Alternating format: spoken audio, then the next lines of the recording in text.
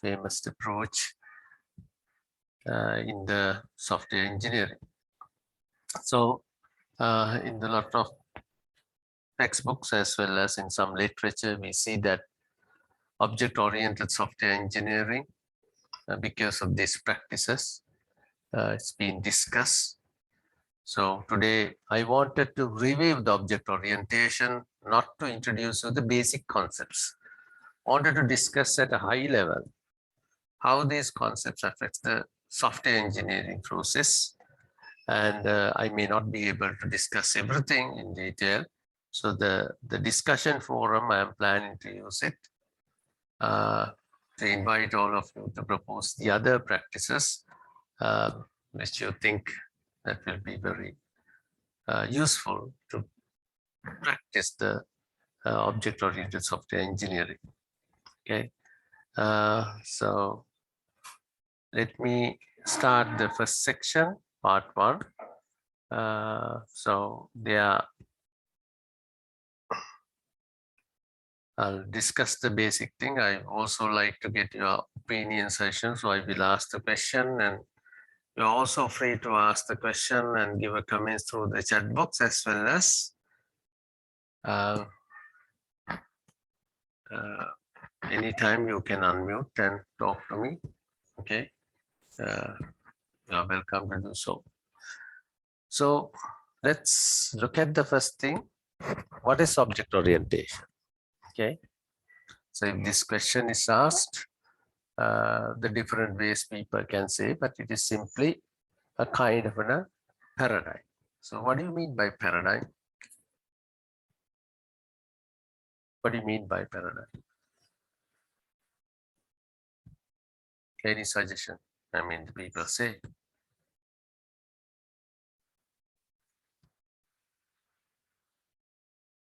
In the software engineering, object orientation, it's a kind of, people say, even if you look at the first book, it's a paradigm. What do you mean by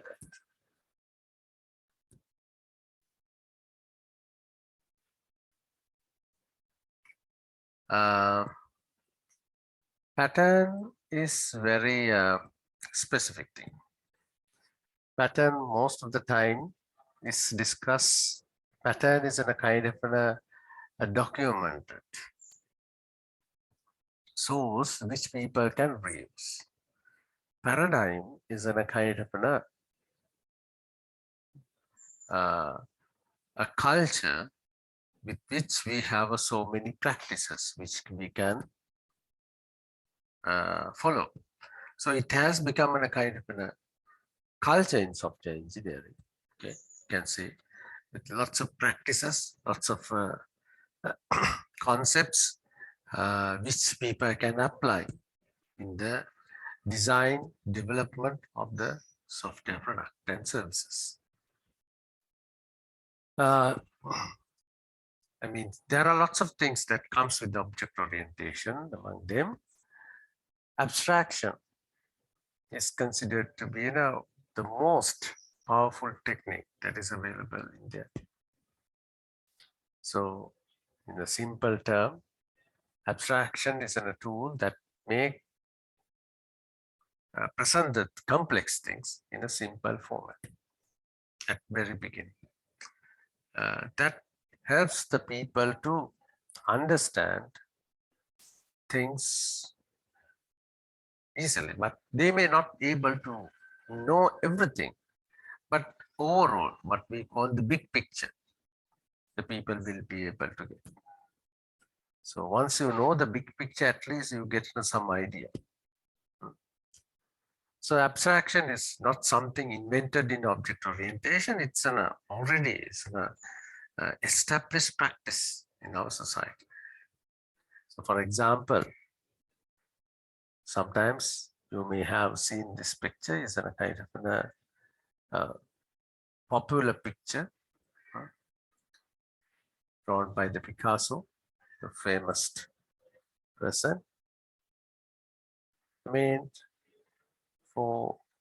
he is trying to communicate a message to the society. So it's some of the things may not be 100% clear.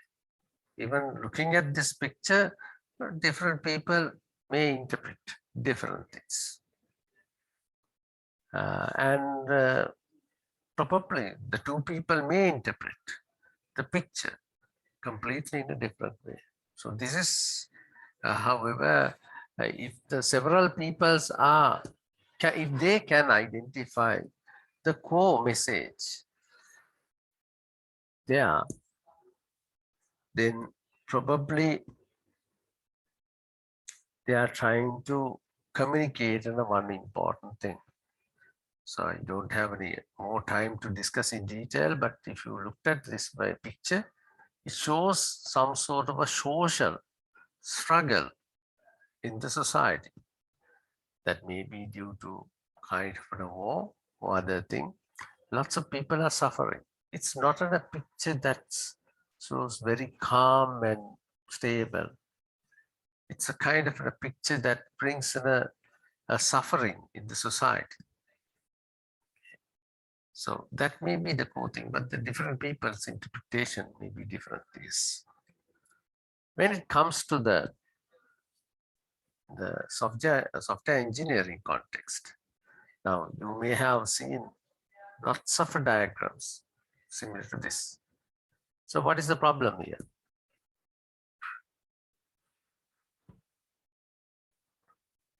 It's too complex, because the complex means we don't know where to start.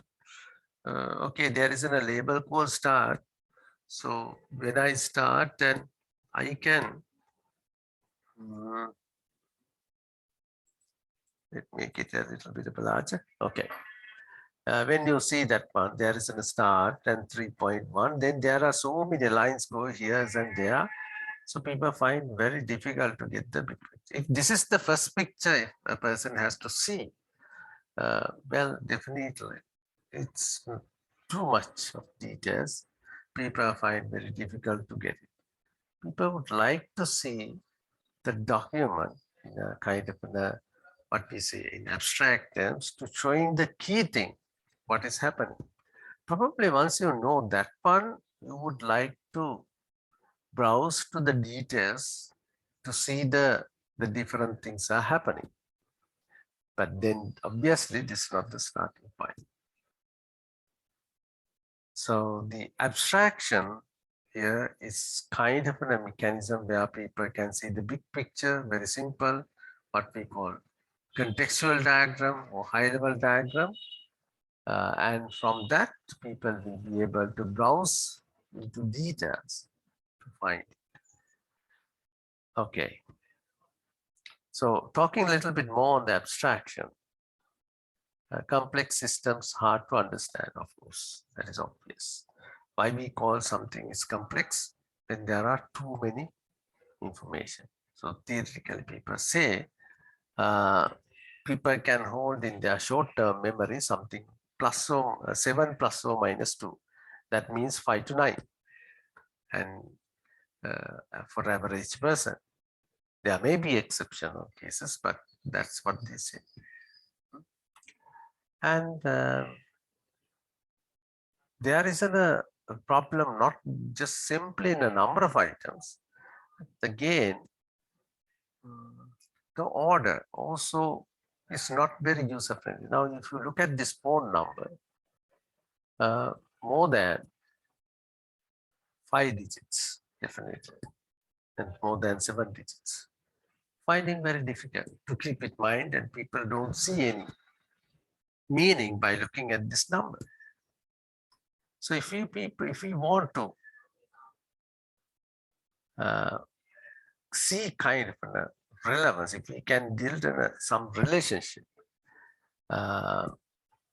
dividing what we call chunking into different segments, probably this number may become more meaningful, and you will be able to correlate those things with the other things you know.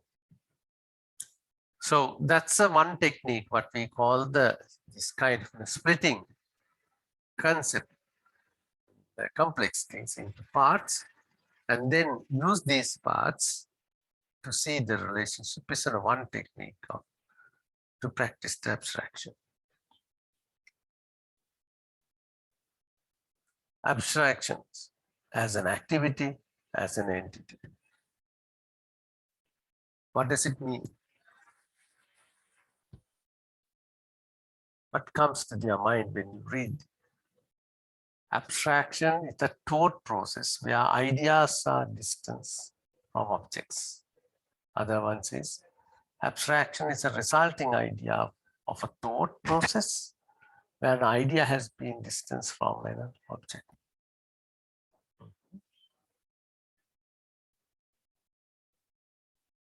What does it mean?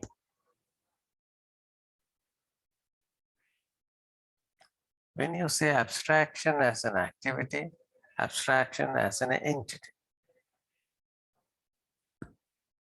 Activity is a kind of an action that takes place.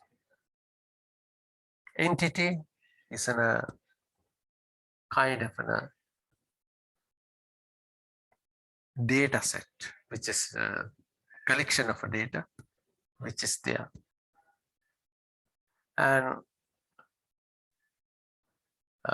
probably the people may use this abstraction to describe the thing in simple terms. Okay. So probably here, for example, set of activities could be described using the one activity. A simple example, if I say sports, so many sports, it may repeat. Entity, again, similar to that, I say employee, and different types of employees, but we use the word employee as a way to abstract the whole collection. With that, there are two things that we will discuss in detail in the next few slides, called the procedural abstraction and data abstraction. I hope this is something that you already know. When I say procedural abstraction, procedures is not a new term, okay? People discuss about the way things are being carried out, okay, at a very high level. And things could be described at a low level when it is necessary, not for all, but for the, depending on the target audience. Data abstraction, then we may not describe everything, but when you say employees of the organization, that's the, that collection is in a kind of an entity, but we are not describing the details. Yeah. Let's move to the other thing. Yeah. Hope you have heard these four things. What are they? Let's give your opinion. What is the functional decomposition from your own terms? Just type it on the chat box. What is a functional decomposition? There are things used for the analysis and design.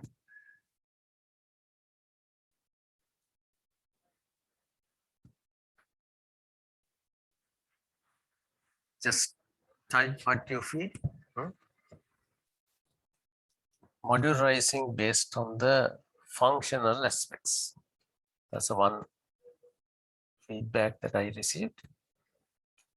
Modularizing the based on the functional aspects. Any other?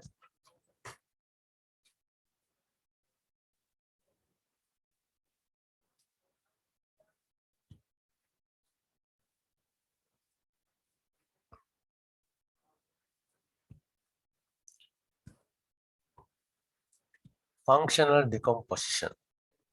When I say decomposition, it's a splitting things into the different parts. Mhm. So that means a particular function may be divided into a set of functions, or a large collections. People may break them and document, identify it separately, and also the relationship. So modularizing is one thing, and there are two other feedback here. Process divided into small parts. Breaking down a complex processes into simpler process based on the task that needs to be performed. It's a method of analysis, a complex process, in order to examine its individual elements. Okay. Thank you for the feedback. Yeah, you are trying to say something that is related to the functional decomposition. Yes, it's the when everything is together, yes, complexity is high. But if we separate them, the complexity is low. But however, things when they are separated, it is very difficult to do some meaningful work. We may able to understand things separately, but the work happens when they work together. So more details on the next few slides. I'll go back.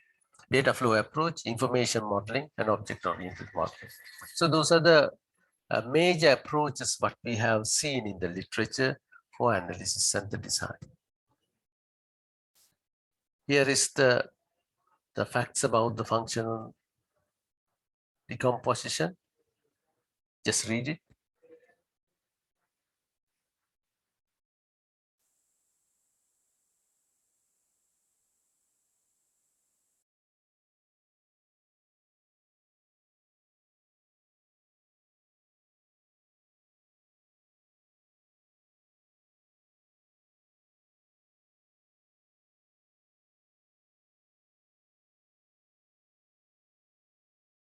For example, problem domain. Okay, we are developing something for as a solution. So that problem domain is the source, which where we analyze the things and identify the functions and the subfunctions, and require humans to map the problem domain to function and subproblem. Now the problem is here, if two people look at the same problem domain, they may identify different sets of the functions and subfunctions. And that depends on the way how people identify and split things. So there is no unique way. Yes, but that totally depends on how people are trying to look at the problem and how they model it. And at the same time, when they start looking at more and more details about the problem, sometimes they may have to combine functions, they may have to break the functions, and functional map will become a very huge. So people may propose the functions by looking at a small set of items, but when they start looking at a large set of items, they will have to change the function. This is why we call the function are always highly volatile. Yeah.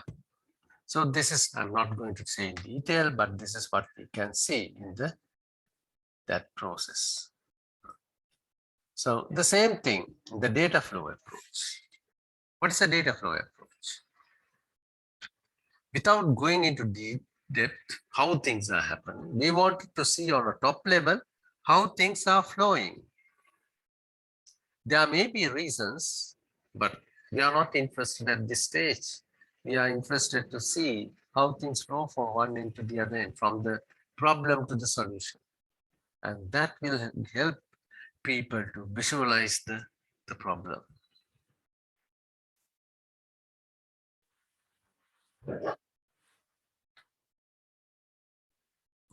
Next one about the popular thing called information modeling. requires a human to map the problem domain to entities and relationships. Contains only data, often used to data flow modeling. What is this? What is the relationship between the functional modeling and the information modeling? Why do you need a separate thing called the information modeling? Can't you handle it everything from the functional modeling point of view? Well, our idea is we have a problem domain. We wanted to identify small component, and then we are trying to see relationship among them and how things work. So we are trying to see the flow of things from problem to the solution.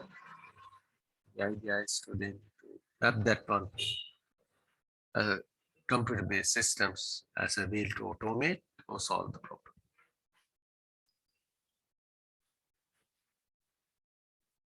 Information modeling, I mean, it came most of the time people see if they put the data and the functions together, it becomes very difficult to manage things.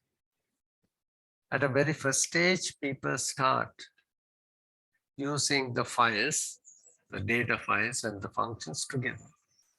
And then the developing a software became a very hard job. So then there was a discussion to separate the data and the functions. So information modeling is a result of that. And where sometimes people started identifying or understanding the problem looking at the data set. So ER diagram, relationship modeling, all these schemes became this separation of the data and the functions.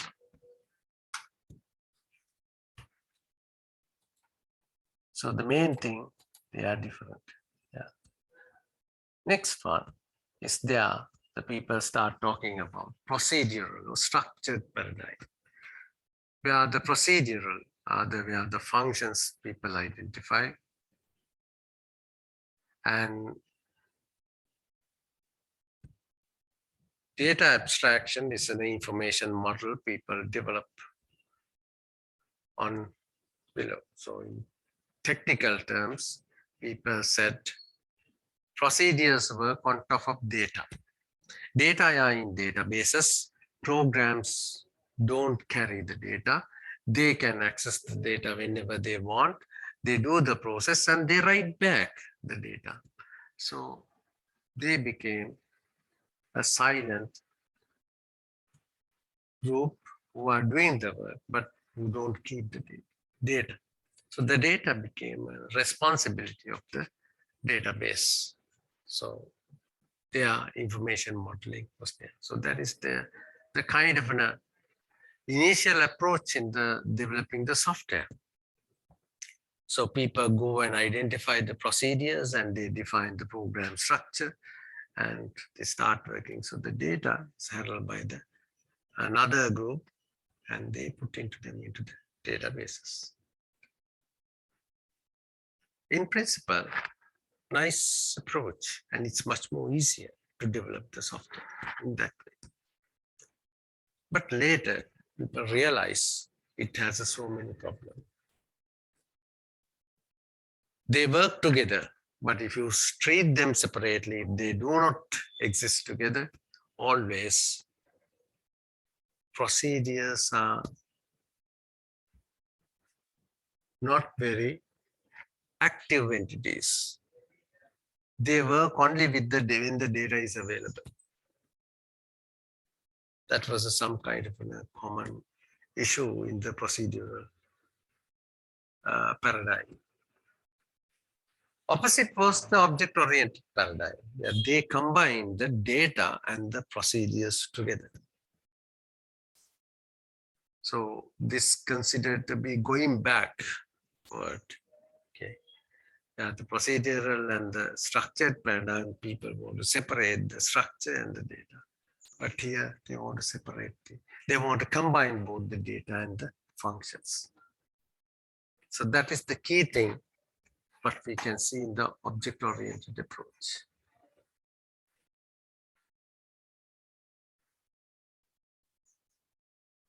So an approach to the solution of the problems which all computations are performed in the context of objects. So the key player in the whole system is the object. So they are considered to be instances of classes, procedural abstraction, sentence details later. Running in a program can be seen as a collection of objects collaborating to perform a given task. This is very similar to the way we work in an office context. We can't work alone. We always have to depend on the other people who provide us the details, and then we work with them. So in the object-oriented world, we created the systems which depicts very similar to the way we see.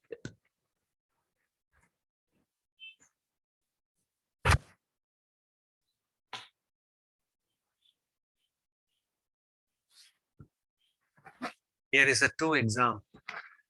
One is the same problem. One is on the object-oriented, other one procedural abstraction. Same thing, but they are modeled in two different ways.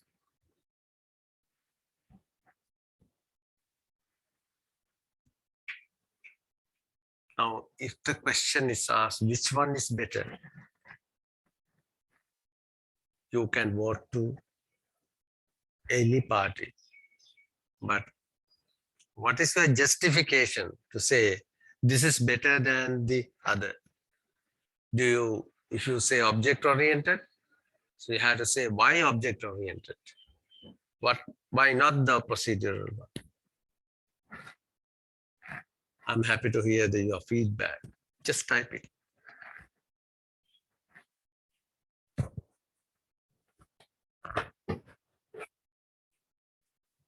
I repeat the question. Which paradigm is better? Now there are two. But you have to say why this is better than the other. In reality, I think hard to say something is perfect. Yes.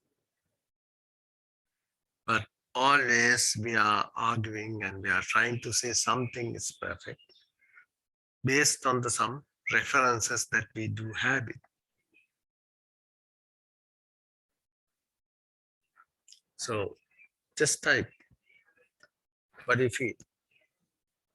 Or even if you say it's in verbal, you're welcome.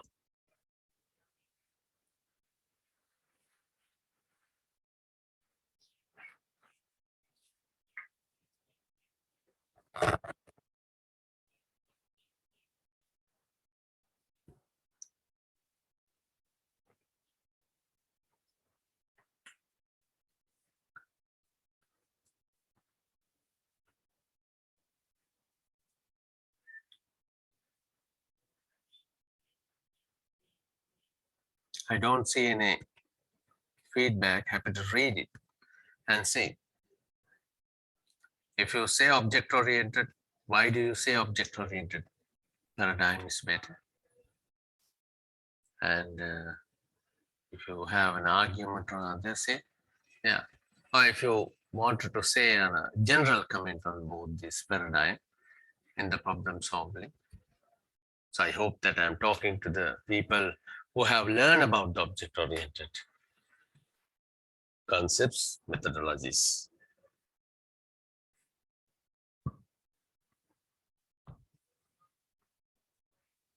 First one is says object-oriented because it is more secure due to abstraction. Within brackets, he says due to data hiding. Thank you. Any other?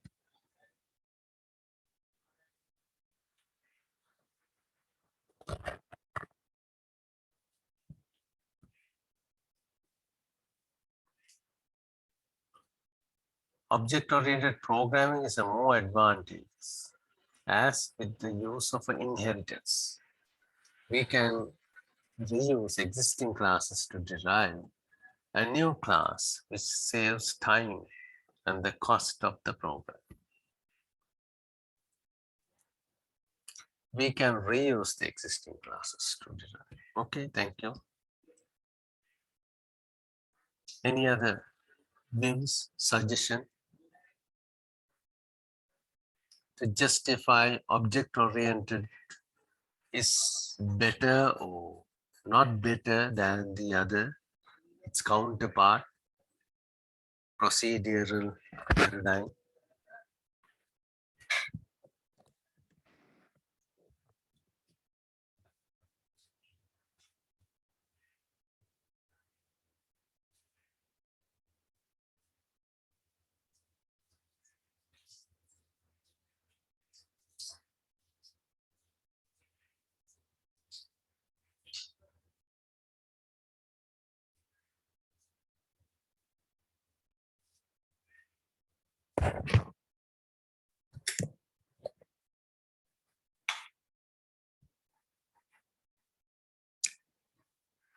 Another one, object-oriented, reusability, polymorphism, inheritance, encapsulation. Okay, thank you for the feedback. Yes, object-oriented paradigm has so many techniques which will help to solve the problems more effectively than the structured approach. And you can talk about them. But the most important thing, why object-oriented approach is considered to be better than the other, the mapping between the problem domain to the virtual domain or the software program, the model that we develop as a solution is very easy. There is what we call the direct mapping. Now, even if you look at this example, there is something called account. Then there is a checking account and saving account. These are the segments that you see in the real world. But if you look at the procedural one, it contains some of the common operations what we do. Yes, it's known. People do these operations in a different context for different purposes. So they are highlighting what kind of functions, artificially created functions, but maybe mapped to some sort of operations. But that's what they are highlighting. But here, in this model, they define some concepts which has a direct relationship to the concepts in the concepts and the model that is proposed. Now, we know that with the time, the things change in the problem domain, especially the way things are practiced, functions are changed. And what happened? People need to quickly change the full structure. This becomes hard. But in object-oriented, yes, you can still accommodate it, but the overall structure will remain more stable. Still, the main concepts remains, but only the operations that change. So that's the main key point why object-oriented became a more stronger approach for solving the problems using the computer-based solutions, to develop the computer-based solutions. There are two more suggestions. Procedural programming does not have any proper way of hiding data. Because of that, it can be a less secure. object-oriented programming provide data hiding methods, so it is more secure. Well, you can find some techniques now for data hiding in the procedural approach. Okay, but object-oriented approach provides the inherited mechanism for data, right? So it is a part of the methodology. We are in the procedural programming, hiding become an artificial thing that you have to practice.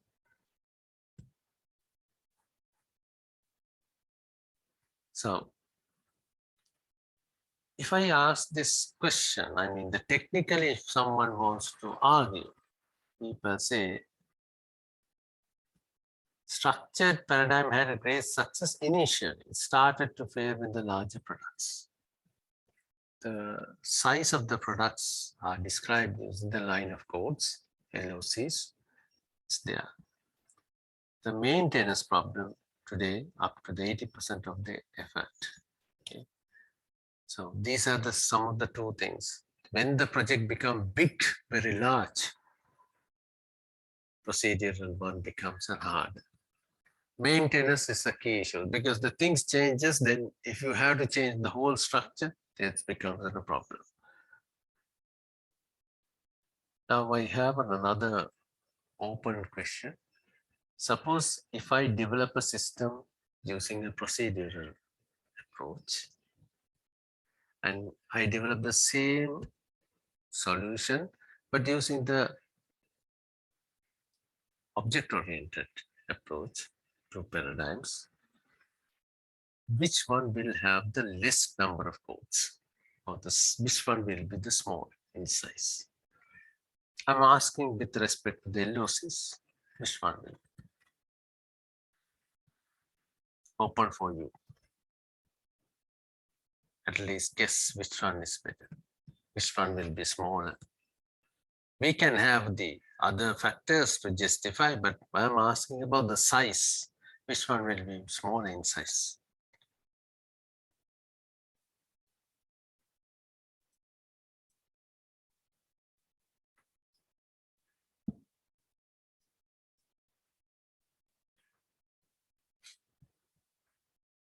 Happy to hear the feedback. Okay, one person say object-oriented.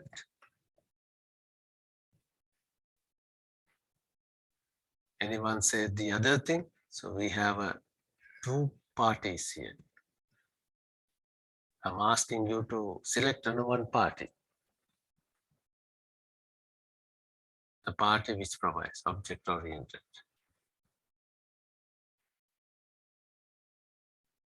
Another one.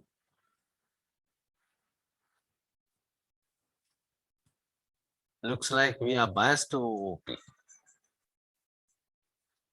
Now 3 people said.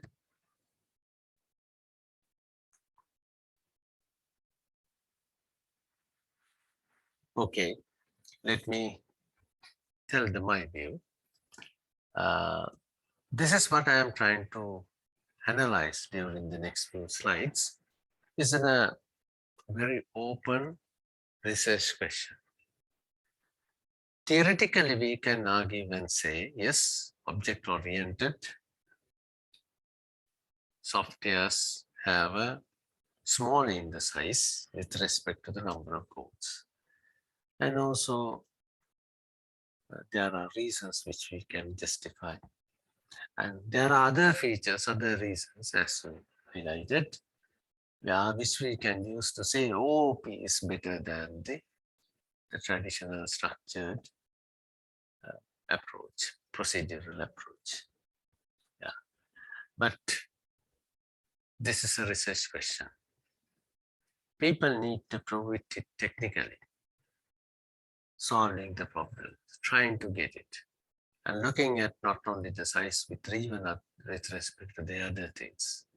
So I haven't seen enough projects where people don't do this big comparison. There are some even papers, interesting software engineering project, if people can argue on these two sides and come up the main reasons and analyze them.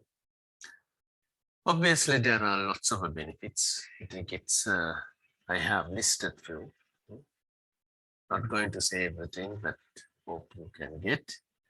There are several reasons for it. If we practice the object-oriented approach, we can easily minimize the lines of codes, LOCs. Maintenance problems becomes easier than the other traditional approaches.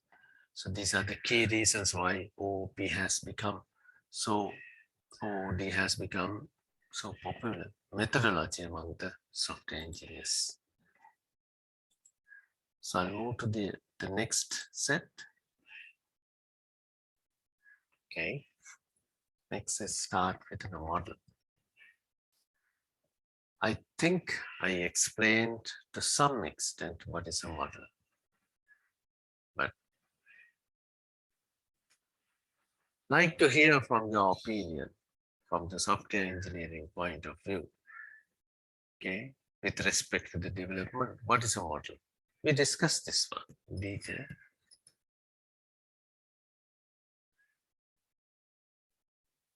What is a model? How do you define the modeling? The relationship between the modeling and design. Is it a part of the design or is it outside the design? Can you design without modeling? Can you model without design?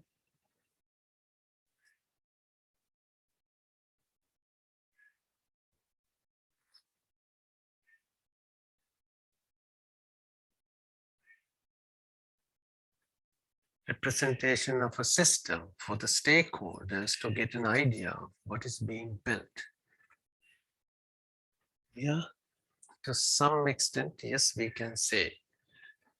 My view about the model and the modeling. Of course, the design means a kind of a solution for a given problem. That is something that we have to do. But designing could be done in different ways. There may be different solutions, different designs.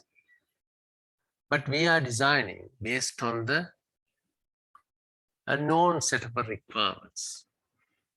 And as we discussed the last time, the biggest issue, there are so many unknown requirements. No one knows.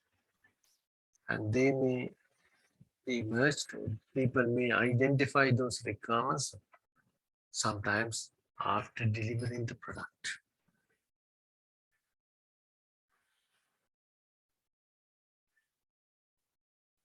Every design needs a good foundation.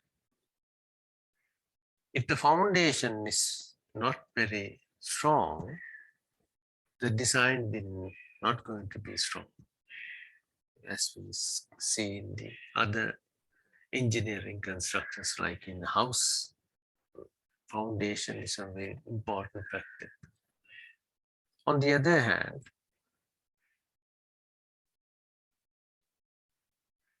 the foundation, the model is the basis. That basis should be identified as the initial step of the design or just before the design based on the requirement. The suitable model.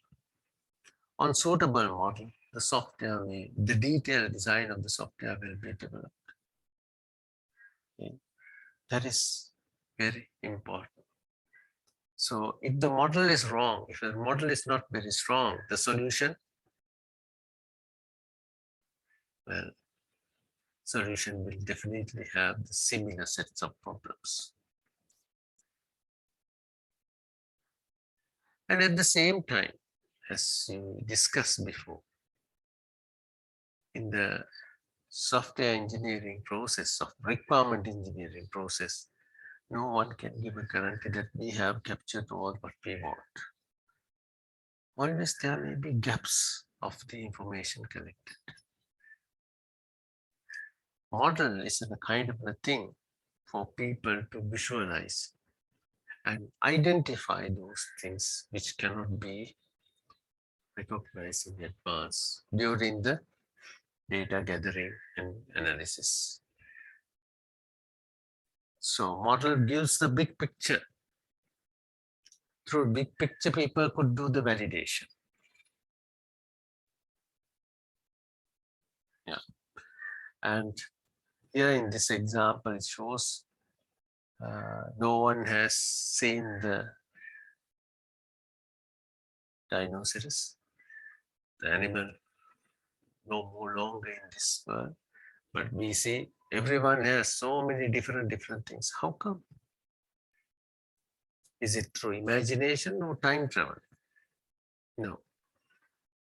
People discovered some set of bones of this animal, and they combined them, started visualizing those bones, and then discover the structure.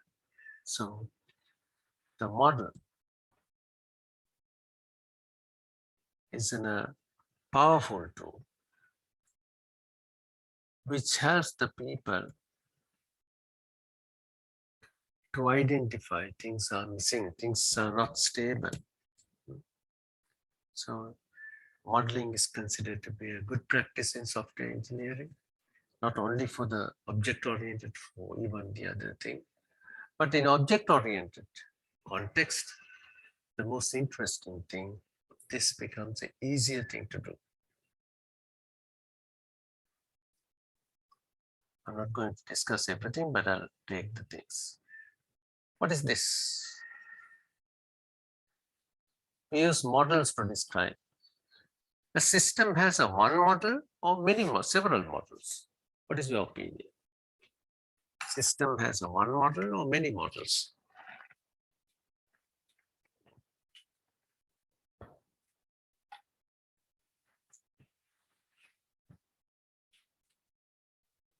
Model, as I said, it's a kind of a foundation, it's a kind of a view.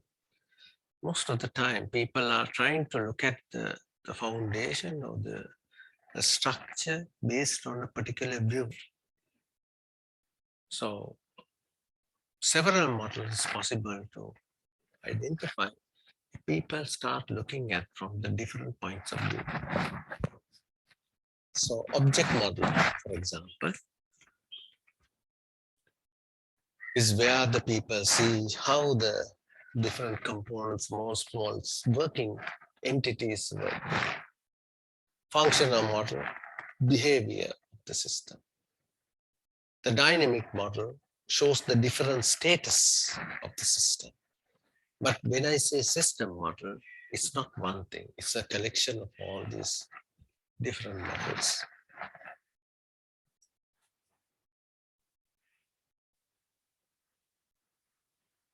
Okay, we are heading for other things, key aspects of solution, encapsulation, and information hiding. I assume these are not new words for you. You know already know. Simple term, conceptual independence. So conceptualization means what? Putting all the related things together and put into a box, and then you seal it and put a label. And thereafter you refer the box, not the things inside. It's much more easy. So it's a small, in today's context, we can say a small container type of thing. Okay? Yeah, it works and we can refer it. And people developed even the working content and the executable content on that. Encapsulation is the basic functions where you can practice easily the object-oriented world. And it has a powerful tool of what? A class. When I say in a class, we don't describe in detail about the content, we refer them its main title and the specific objective. Physical independence, it's very important, something to be very more productive in the solution. So information hiding is the one thing. Where too many details could create too many problems. For example, a simple example, suppose if our body, if the skin is transparent, just like in the plastic, what will happen? It becomes a big issue, a personal issue, because everything is visible inside the body, and that creates a kind of a problem, and its appearance may not be very peaceful for the person as well as the other people. So coexistence become possible when things are hidden, when things are put them together and combined as an encapsulation. It has some impact on the development as well as maintenance.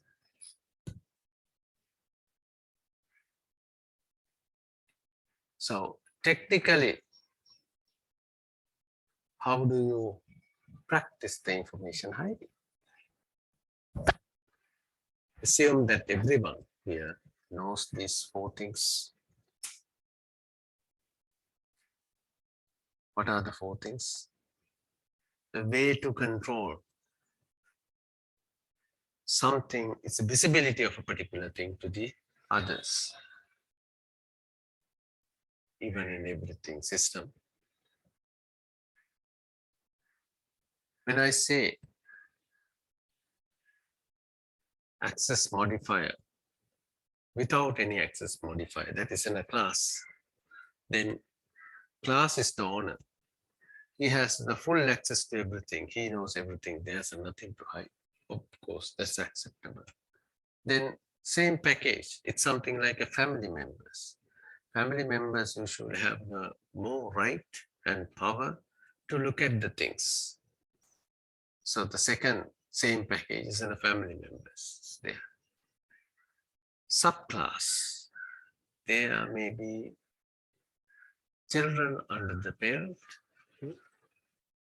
They were given, they can access, they were given the right directions, and then they will follow the program. So they are the subclasses are related to the family members. Other packages, it's a general public. So that is the way how I keep this composition of the access modifiers. Same class, storage package, subclass, sorry, packages. So that is without any qualifiers.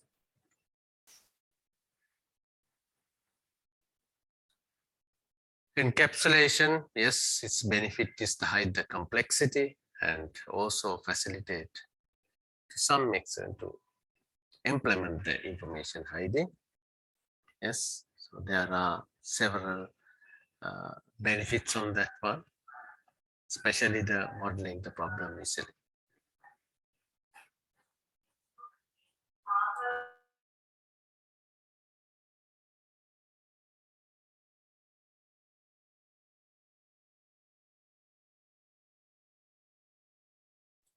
Any questions so far?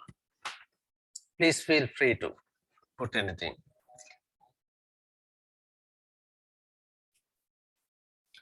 Now,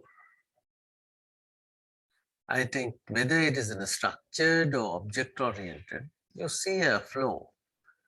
I mean, to develop a software system, requirement phase, specification, design, implementation, integration, maintenance, return. Object-oriented, almost the same, but different techniques, methodologies are used.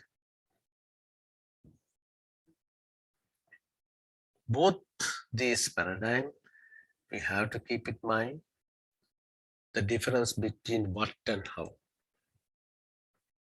That is the difference between the analysis and the design. The design is the how, analysis is the what.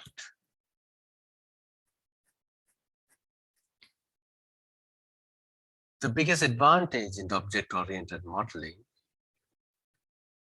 analysis technique, they are the almost same when they move from the one phase to another phase. Then it becomes more easier for the people who are practicing it. The functional decompositions, things are more artificial.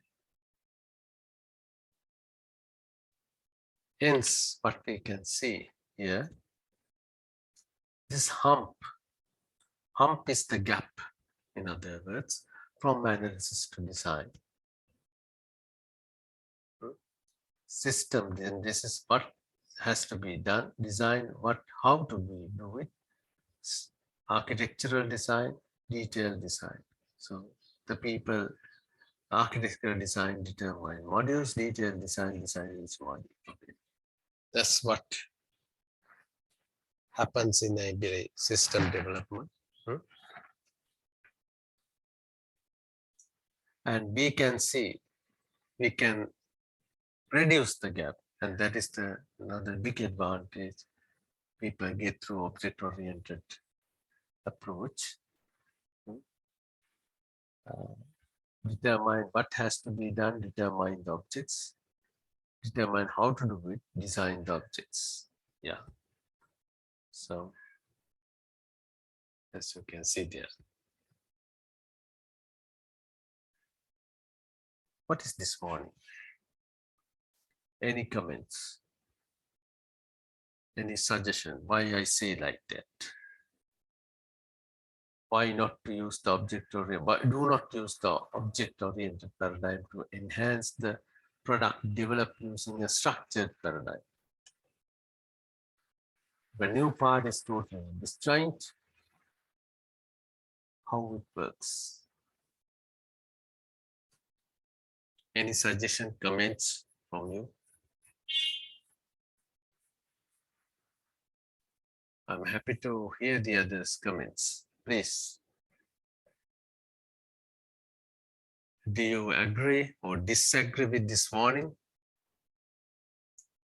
And your comments with respect to this warning?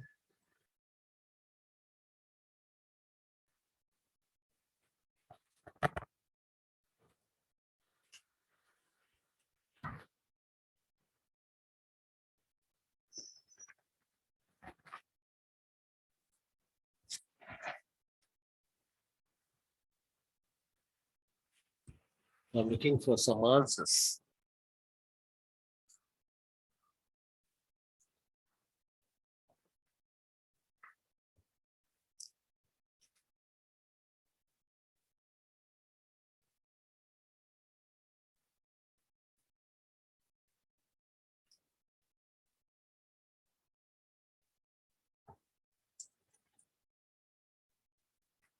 One thing it says is harder to maintain and debug it. Yes, technically you are correct. I mean, it's harder. And it's the most important thing. The design depends on the culture. If somewhere in the middle, if you change the culture, then both these things mix together. The mixing may result sometimes in contradictions within the system. So you always has to maintain the culture. Otherwise, we'll have to divide the culture and manage the culture in a very careful way. That is where the exception I talked about, this graphical user interface. In the graphical user interface, people can develop the UI part separately, but then link with the core system as an additional interface.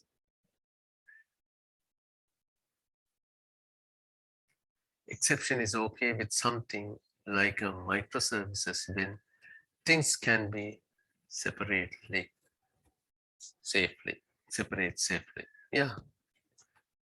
When it goes to the microservices, thank you for pointing it out. I mean, this could be revised. of course, the different microservices could have a different paradigm. And some paradigm will be better for some work, some other procedure may be better for some work. Object-oriented may be better for some other. So the advantage, you can try the different paradigm to develop different microservice components and then combine them using AI. That freedom is there.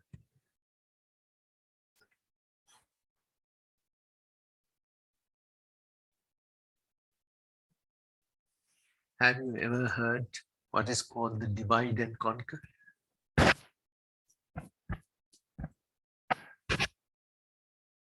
What do you mean by the divide and conquer?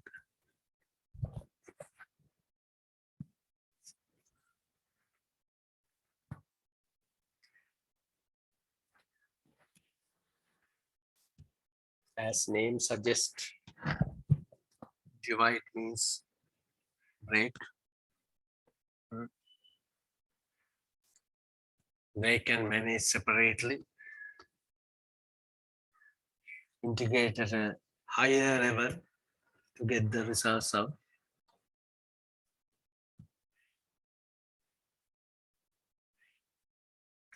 But in order to manage the complexity, divide and conquer could be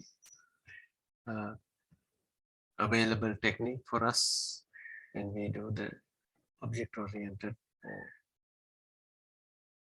procedural approach. In the functional decomposition, system demonstrates into modules. Each module has a major function. Modules can be decomposed into small modules.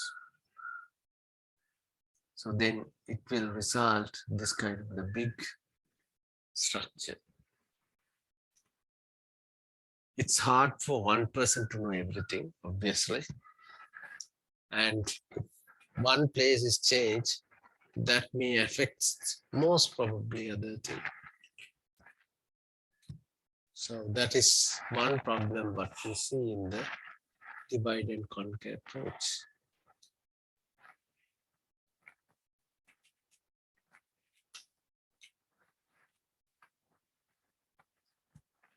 Functional decomposition. Functionality is spread all over the system.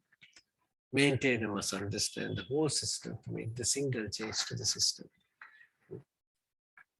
So that's the practices people do. So I'm not going into details, so since it's there.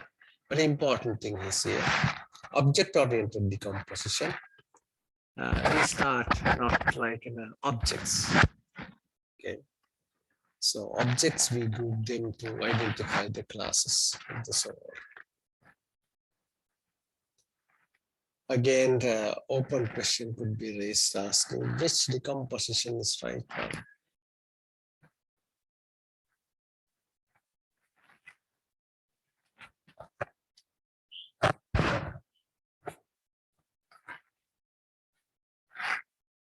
How do you say? What is your justification?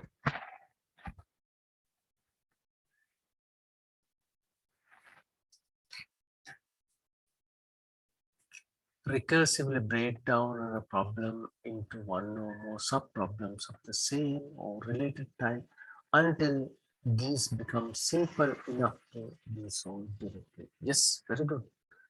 That's the kind of an open way how the decomposition is applied. We decompose the things until they become manageable.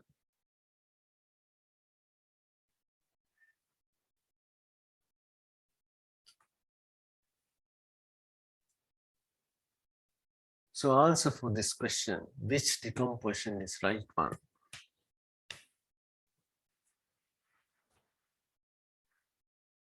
Well, based on the argument so far, we can quickly jump to say object-oriented is better because the decomposition is based on the structure in the problem domain, not an artificial assumption made by the developer.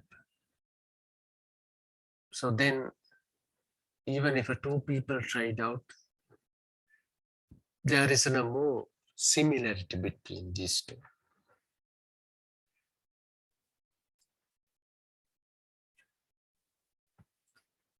So object-oriented decomposition, more practical, based on the real structure.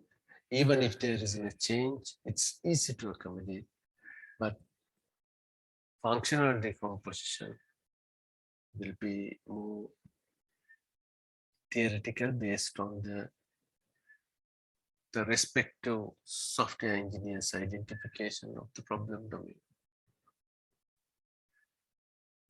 However, if the problem is smaller, I mean, I can't say just because of this size, but if it is not in a complex, and if the requirement is clearly defined 100%, then of course, someone can argue procedural approaches more relevant and stable.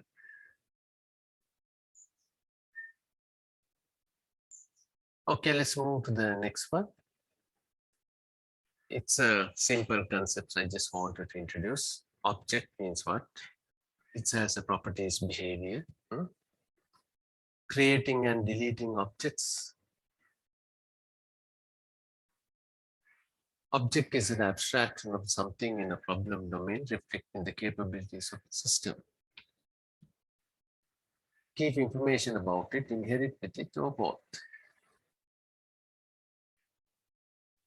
Objects have a state, behavior, and identity. Yes, three things. These three components are discussed heavily in the literature we looked at. So here is an example how these things works. Then even the object diagram, we pray even in the present UML notations, they are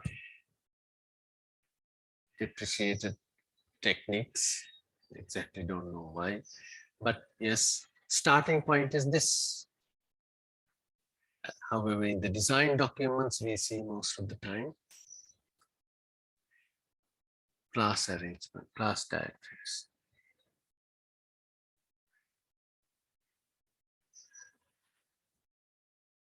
Classes, a unit of abstraction in object-oriented methodology, represent the similar, its instance.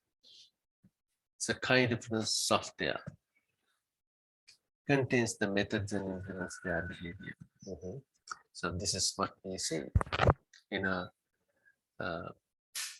related objects. We group them to identify the class. Within the class, this is how we define the basic context.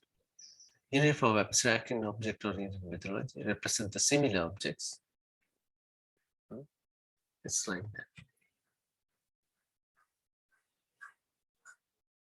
Now, practical problems, sometimes people present objects as a classes.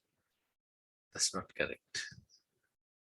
Clear separation is very important, even in the way we write the things on the documents. And other matter,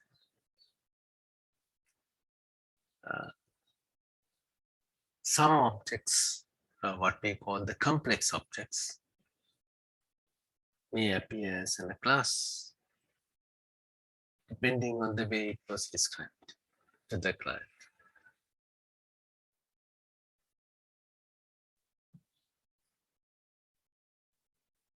This is a simple example, as you can see there. Instance variable, I hope. Nothing new, but I just wanted to take this thing to discuss a few things. What is instance variable? Have a look at this one.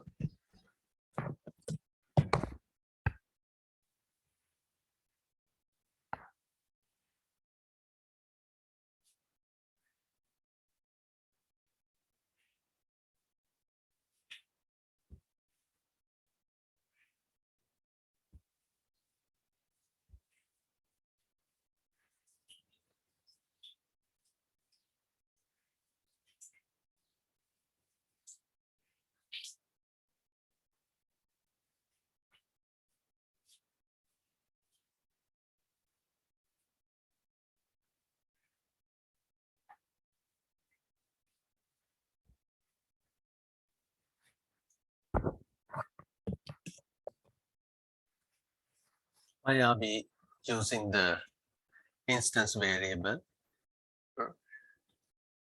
Define inside a class corresponding data present in each instance, attributes or association we can use. I think simple things, probably, yes. So as a result of that, what we can say, a class or object may be a composite object, we call it, because of its relationship as well as its inclusion.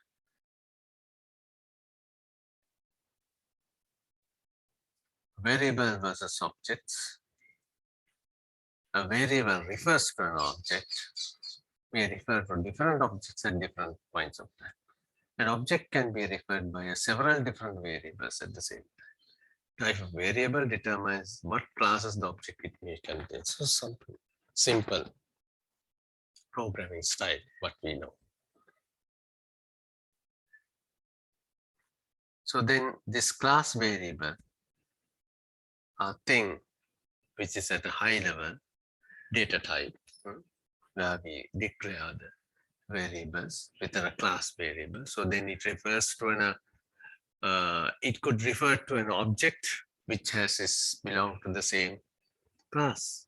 So because of this type definition, okay. Type definition is a very important depending on the programming language.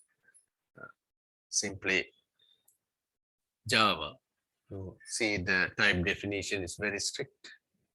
C++ is not the case.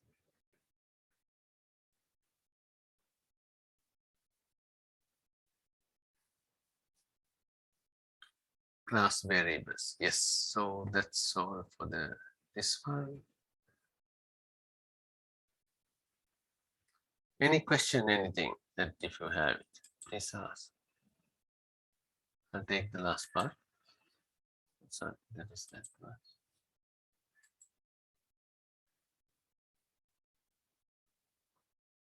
Now we were talking about the classes. What's operation? Principles, operations are high level thing. They are not concrete definition where people define like this. On the other hand, method is where people defines the detail or implement a particular operation depending on the class. So that is the advantage there. Top level classes don't have a detailed definition, implementation, but lower classes it can. So we call them as a concrete implementation. Methods and operation. Hope you get. Then I come to my main thing, polymorphism. A property of object-oriented software by which an abstract operation may be performed in different ways in different classes. A property of object-oriented software by which an abstract operation may be performed in different ways in different classes. So here are the three. Requires that there may be multiple methods of the same name, the choice of which one to execute depends on the object that is in the variable, reduce the need for the programmer's code for if else and switch statements. This is a kind of a very powerful technique that we see in the object-oriented concept.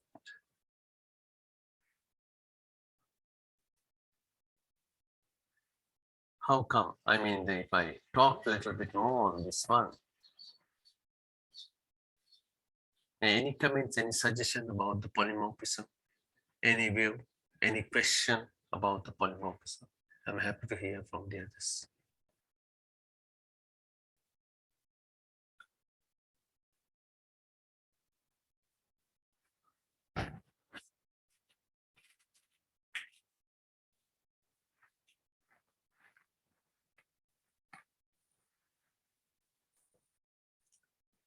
Polymorphism is a challenging thing. It gives the kind of freedom for the object to behave differently depending on the context of the object is located.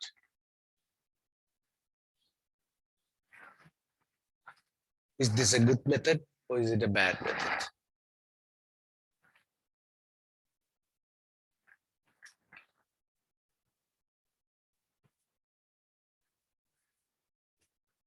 I like to see the other's suggestion, opinion.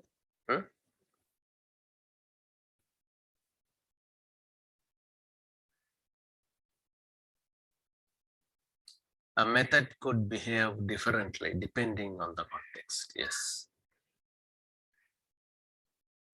because of the polymorphism. There are some more details about before that. Generalization and specialization. Oh, very simple two concepts. We like it. Superclass, subclass relationship. Yeah, we use the this UML triangle to indicate that.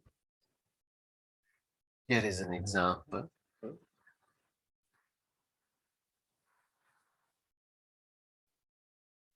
More general superclasses, more specified subclasses.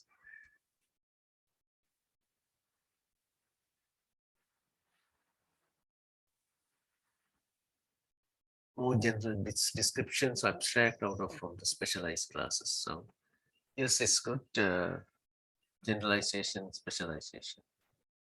So when it comes to the class hierarchy, superclasses are there and the subclasses are there. The parents children relationship I see here. Inheritance hierarchies.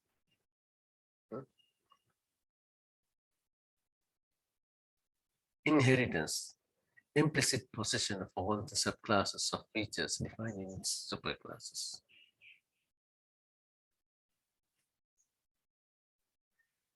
Inheritance, the whole description of the superclass applies to all its subclasses, including information structure and the behavior.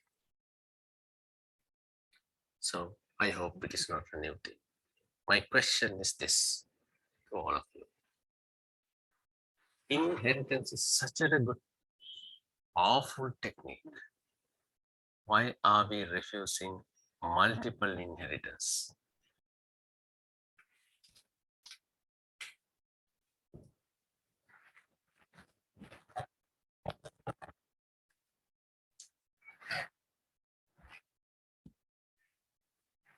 Please think and answer my question. If inheritance is such a powerful technique, why are we afraid or we are not practicing multiple inheritance?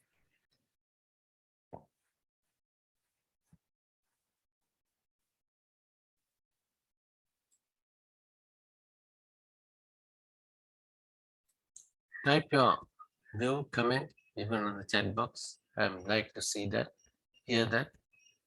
Don't worry, even if it is not correct.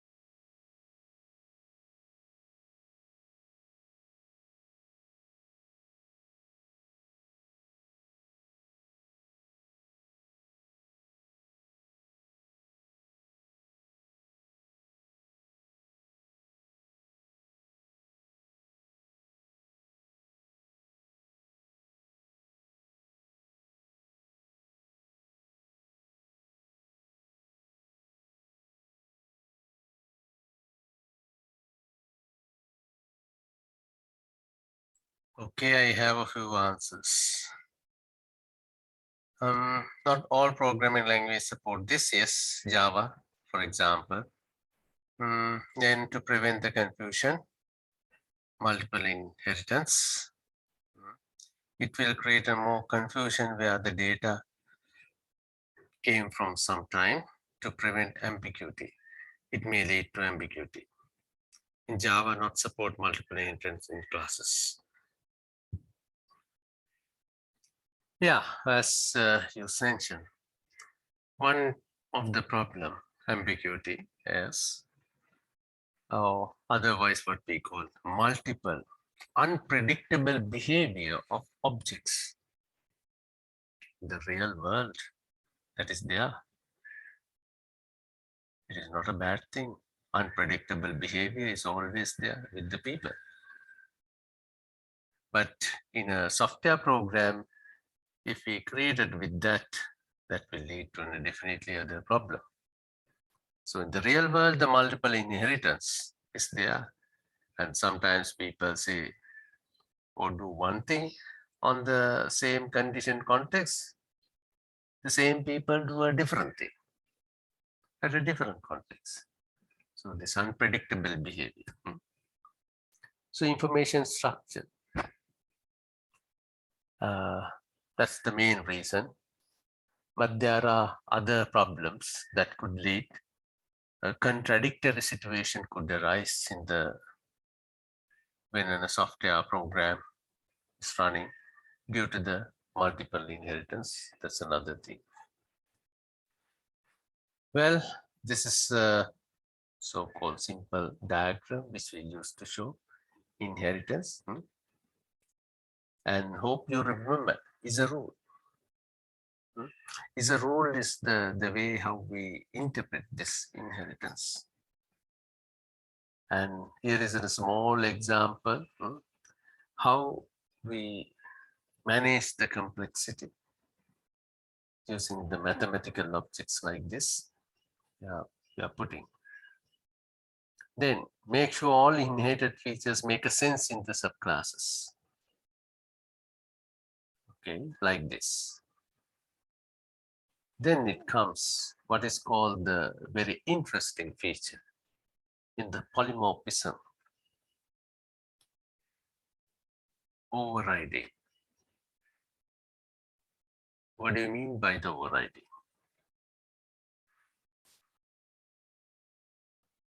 A method or what we call operation. Operations are sometimes abstract.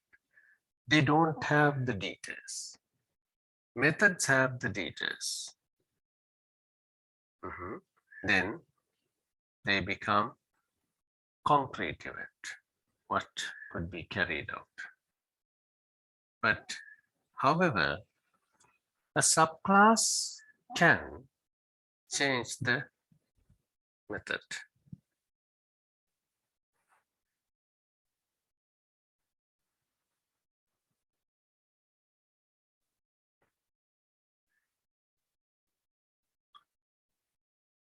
Yeah, thank you for the example which shows the ambiguity.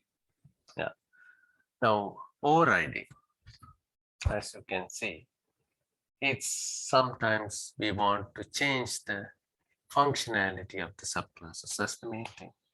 So whether we have a functionality on the superclass, parent class, subclass level, if you want. So overriding is a technique that comes under the polymorphism where we can change those implementation, okay, irrespective of the parent implementation. So that provides us the more dynamic behavior in the system when it comes to the specialized classes. What is overloading?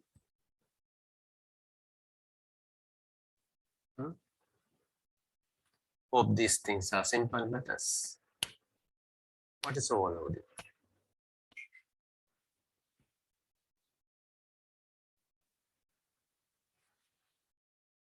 Overriding is a particular functionality change to another functionality. overloading is where you wanted to add more and more functionality for some particular tag. Then the easiest way is to have the same name, but at different parameters. When you are calling, you may call, depending on the requirement, the relevant method with relevant set of parameters. So the programmer will have to select. So remember the relationship between the overriding and overloading in the object-oriented thing. Both are very powerful, very useful to create this dynamic behavior there. Some operations could lead to some catastrophic situation, a big problem. For example, the initial features of an object may be challenged, or it will lose its integrity of the object. Now, for example, circle and ellipse, they are two different shapes. Why?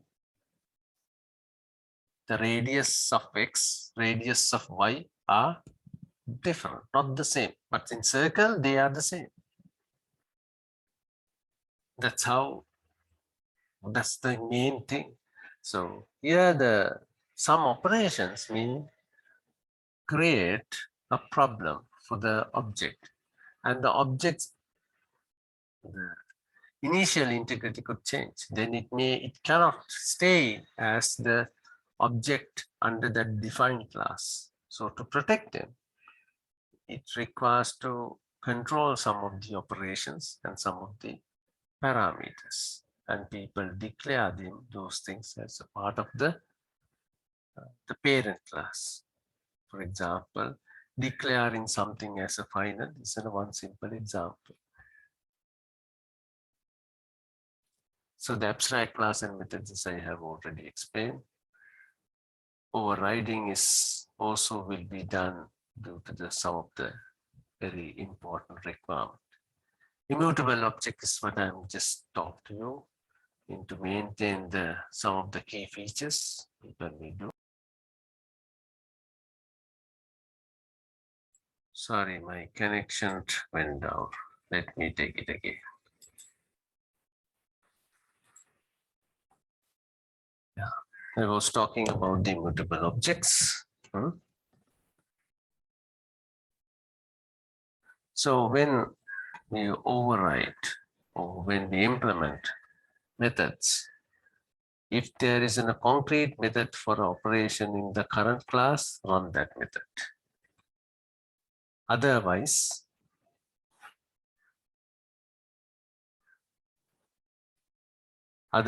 check in immediate superclass to see if there is a method. If so, run it. Repeat step 2, looking in the successively higher superclasses until a concrete method is found, and run. If no method is found, then there is an error. In Java C++, program would not have compiled. Yes. So there must be a concrete implementation, otherwise you can't execute. So looks simple, but this provides a very powerful thing called dynamic binding. Hope you have heard. Dynamic binding. Now, traditionally, when I say binding, what do you mean by the binding?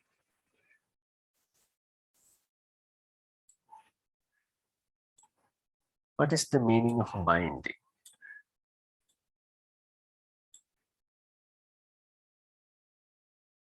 We always want the programs to be very specific. When we call a method in a class, there is a definite set of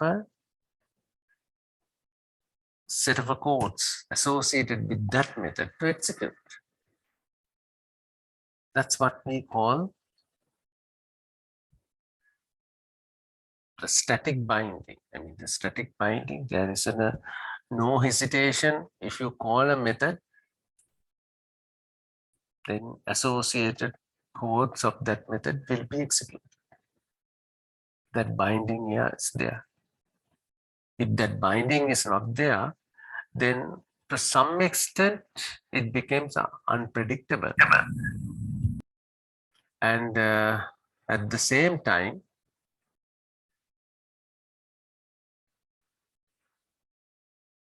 to some extent it's unpredictable, but at the same time, it provides enough freedom for the execution. Let me explain in this way. You call in a method, but at the execution time, it decides the set of codes that should be run. This is what we call dynamic binding.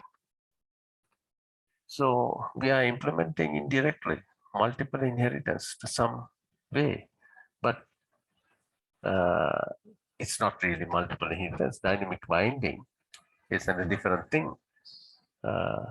Interesting point is the dynamic binding, not at the compiling time, but at the runtime. It decides the set of codes to be executed.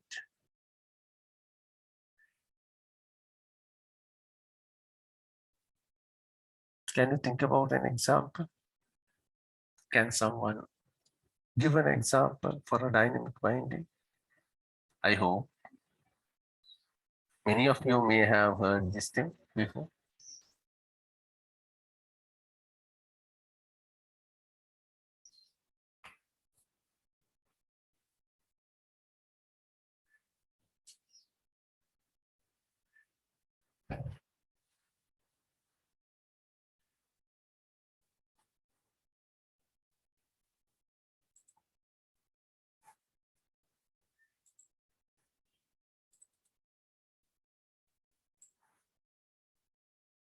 Hope you can see my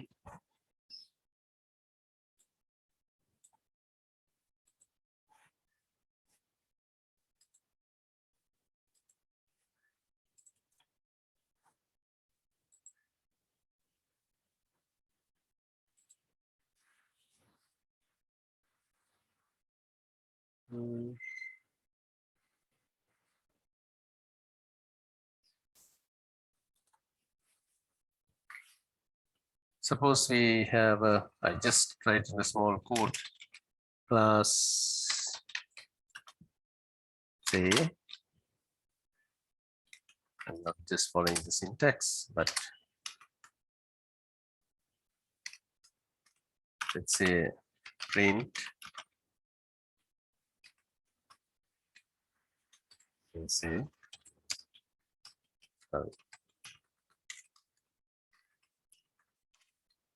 this is class A. Say like that.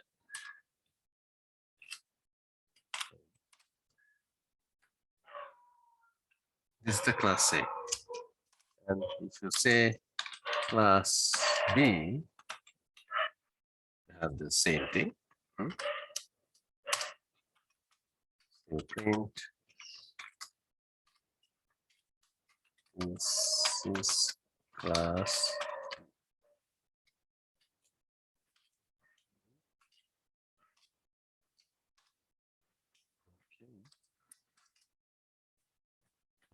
now I have two classes A and B, and somewhere in the main, okay, main program. If I say, if I define in a variable, calls say C. One thing I forget. I had to say class B extends A.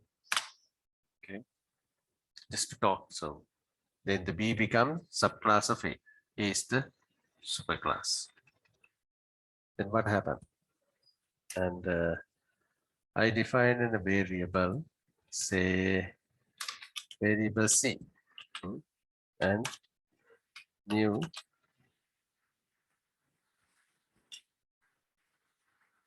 say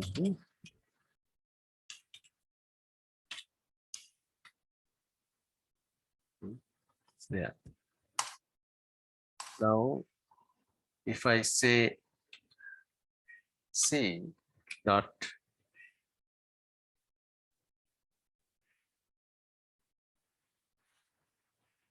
print,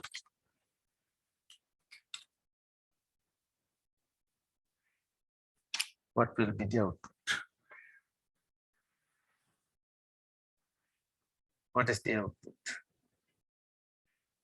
I didn't follow the syntax, okay? Just type. So if I say C print,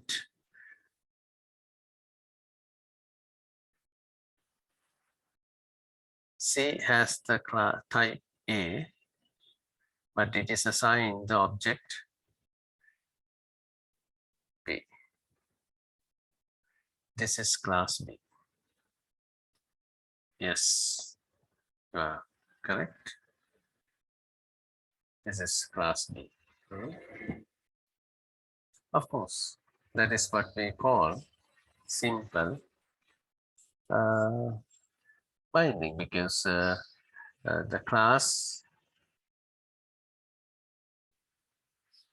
is there.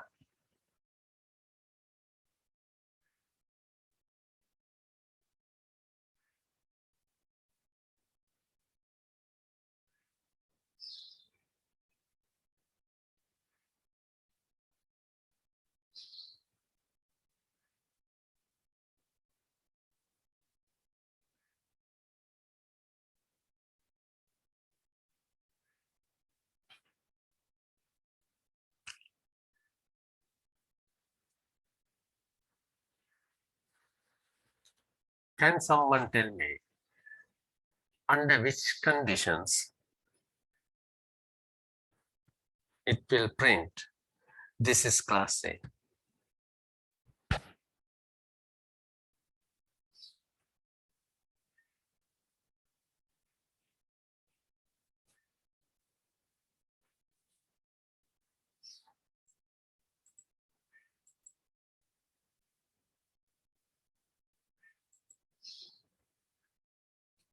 If I assigned the C equal to new A,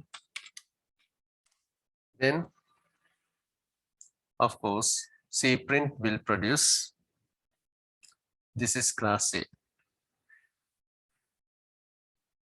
because now C could hold the object A, or an object belong to A or object belong to B. The statement C print is a very abstract statement. Suppose the line of the codes here, okay, due to some reasons, the C is assigned an object belong to the class B or object belong to the class A, then output of the C print depends on the assignment of the A or B. But at the compilation time, okay, I mean the logic, you can write it in a different way. You can put it here, for example, kind of a random number, and based on the random number, you may assign the value for the C. Okay, if you take the random number, it's in a greater than 10, you assign the C. If you just simply put it something like that, if you just put in a random number, okay, if it is a greater than 10, you can say then C is equal to new B, something like that. Yes, you can say C is equal to new A. Maybe in a statement like this. So this is a completely unpredictable situation where the random value will bring, we don't know at the runtime, it will produce the value. So then based on that, see, so the output, this may call print this class B or print this class C. So that depends on the execution point. It's not at the compilation time. It's very difficult to say. So this is the basic, so the result is that if you do this kind of a way, you can reduce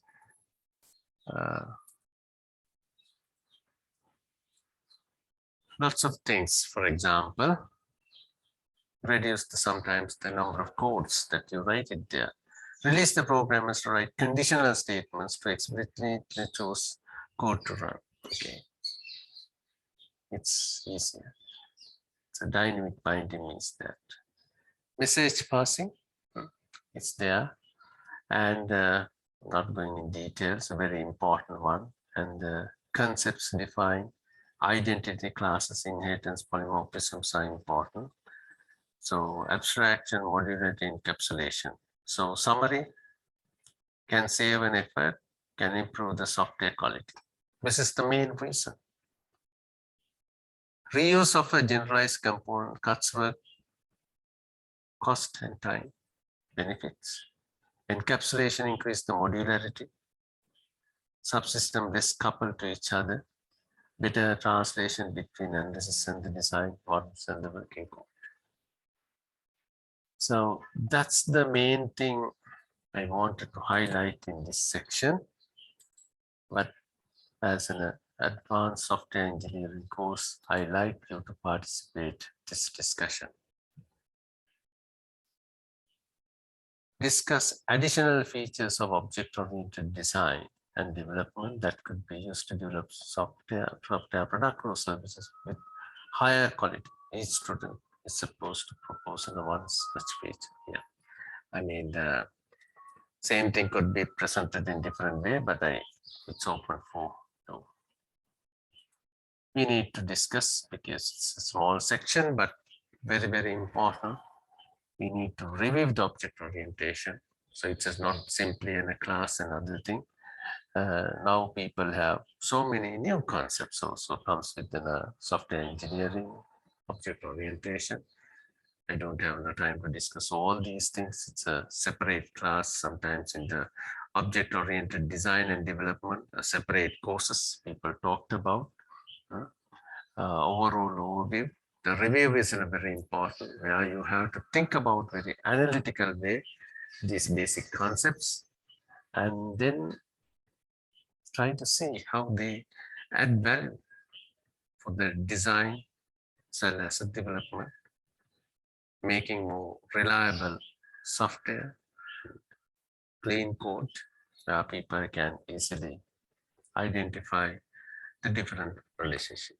Okay. Those are the main thing that I planned to discuss today. Any question, anything, if you have it, before we wind up the session for the today.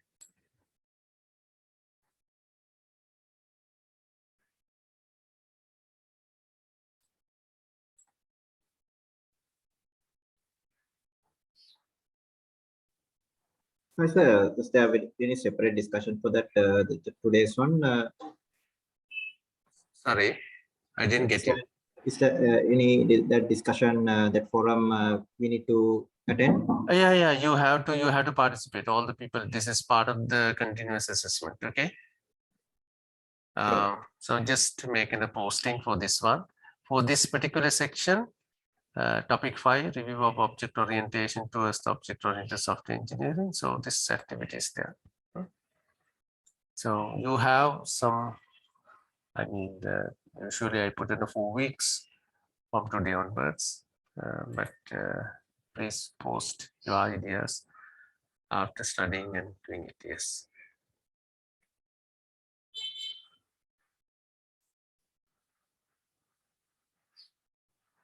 Okay, I'll check your email. Sorry, I mean, very tough due to the administration. I'll check and update, yes, with regard to that. Would you be able to assign a sort of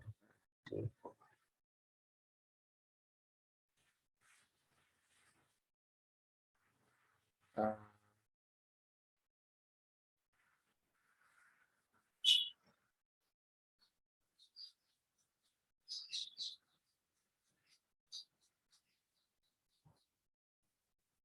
mm. I'll do that one. I think there is a feature which I can activate it to with the deadline on the calendar. Yes. I was unable to attend the quiz on time because I read the deadline incorrectly. Assessment quiz process models. I'm really sorry for the situation.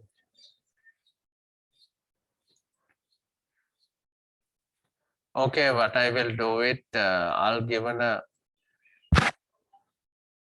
open extension for all the people who have not done, because this is a kind of a learning thing. If you really wanted to do kind of a 1 or 2 weeks additional extension, 2 weeks, let's say, within 2 weeks we'll have to do it. Okay, for the things for the quiz for those people who have missed the deadline.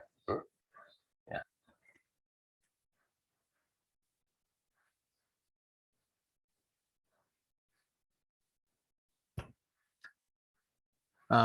You may be talking about the last week thing.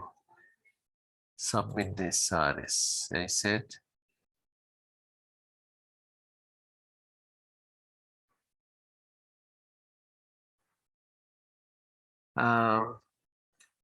I do not want it to restrict to the one actor.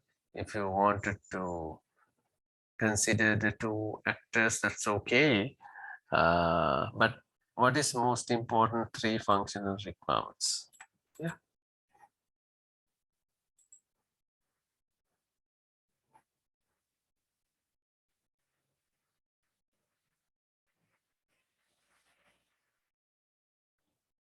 Mm-hmm.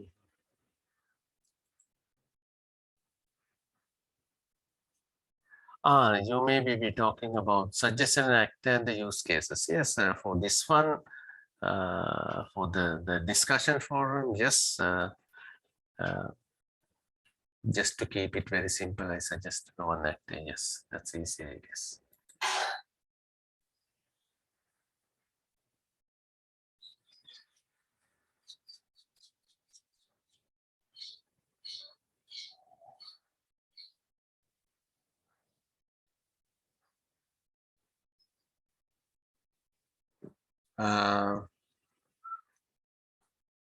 I didn't push with respect to the open up.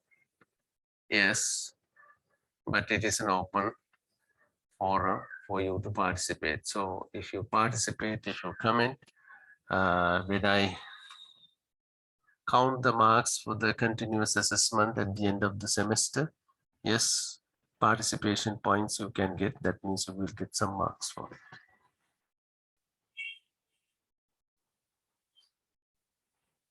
But please do based on the instruction given. Okay, yes.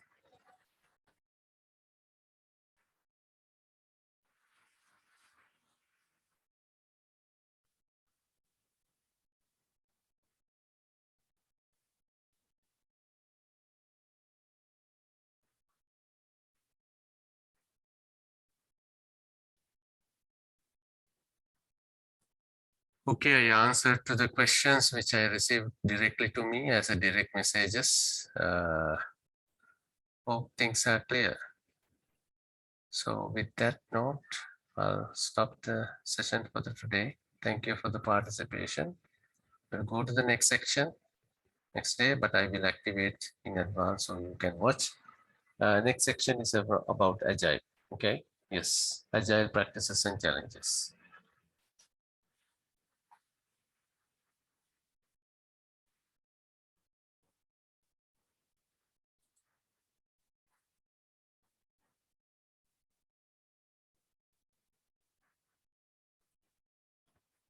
Okay, with that, stop for the today. Thank you.